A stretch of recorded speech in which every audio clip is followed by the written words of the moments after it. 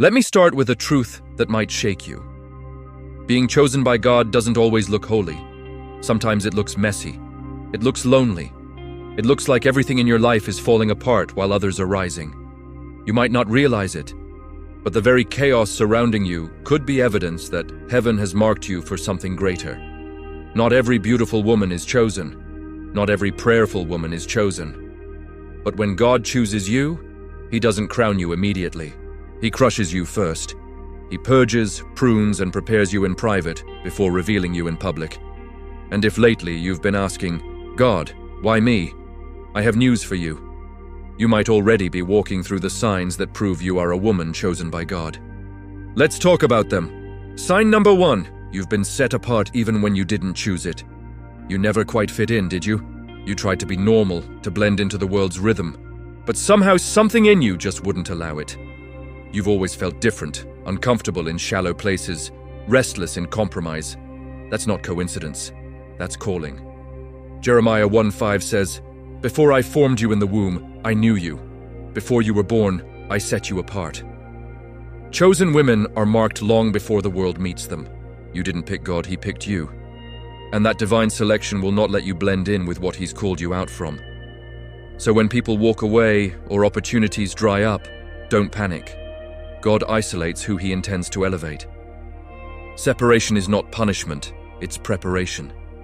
Sign 2, you've walked through unusual pain, but it didn't kill you. Chosen women carry unusual oil because they've endured unusual pain. You've survived betrayals that should have destroyed your trust, storms that should have broken your faith, and losses that should have left you bitter. But here you are still standing.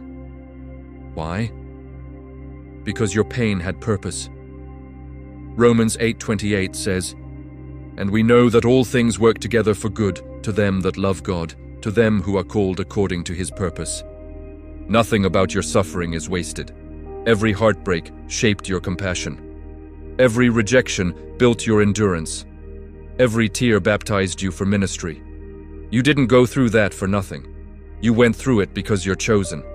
When the enemy saw your future, he attacked your present. But he failed because the very wounds he inflicted became the evidence of your calling. Sign 3. You carry a fire for God you can't explain.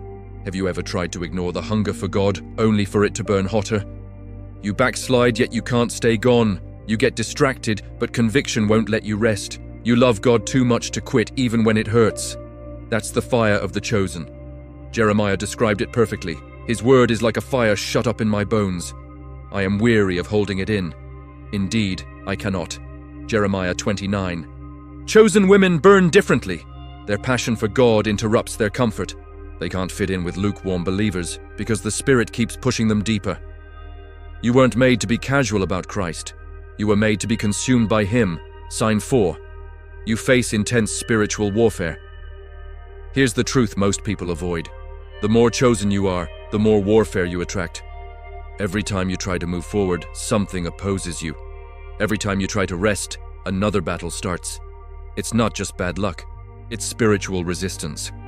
Ephesians 6:12 reminds us, we wrestle not against flesh and blood, but against principalities, against powers, against the rulers of the darkness of this world. Hell recognizes your assignment even when you don't. You're not just another woman, you're a weapon, and that's why the attacks feel personal, because they are. But don't forget this. Greater is He that is in you than he that is in the world. And John 4:4, you're not fighting for survival, you're fighting for destiny. And the intensity of your warfare only confirms the weight of your calling. Sign 5, you crave purity and purpose more than popularity. At some point, the old you stopped feeling comfortable. You started desiring holiness over hype. You'd rather have peace than attention. You'd rather walk with God than walk with the crowd. That's a sure sign of transformation. Romans 12:2 says, "Do not be conformed to this world, but be transformed by the renewing of your mind." Chosen women outgrow what used to satisfy them. The movies, the gossip, the validation, it no longer fills the void. You crave prayer, you crave purpose, you crave something real, and yes, that makes you seem too deep for some people. But don't let that discourage you. That's evidence of spiritual maturity. God is rewiring your appetite to match your assignment. The shallow can't understand your hunger for the deep. Sign 6. You feel the pain of others deeply. Chosen women don't just sympathize, they feel. You sense when people are hurting, even when they smile. You cry over others' pain as if it were your own. You care deeply, and sometimes it hurts. That's because compassion is the pulse of your calling. Matthew 14:14 says, Jesus was moved with compassion toward them, and he healed their sick. God trusts you with emotional depth because he intends to use you as a vessel of healing. Your empathy is not weakness, it's divine sensitivity. You were never meant to be hard-hearted. You were meant to carry heaven's heart in a human body. So when you feel deeply, thank God. That sensitivity is proof that your heart still beats in rhythm with his. Sign 7. You're more interested in building than boasting. A woman chosen by God doesn't chase spotlight, she chases substance. While others compete, she builds. While others talk, she plants. While others perform, she produces. Proverbs 14:1 says, The wise woman builds her house, but with her own hands, the foolish one tears hers down. You're not impressed by applause anymore. You're focused on assignment. You're not looking for validation. You're seeking fruit that lasts. That's what chosen women do. They carry wisdom beyond their age and peace beyond their surroundings.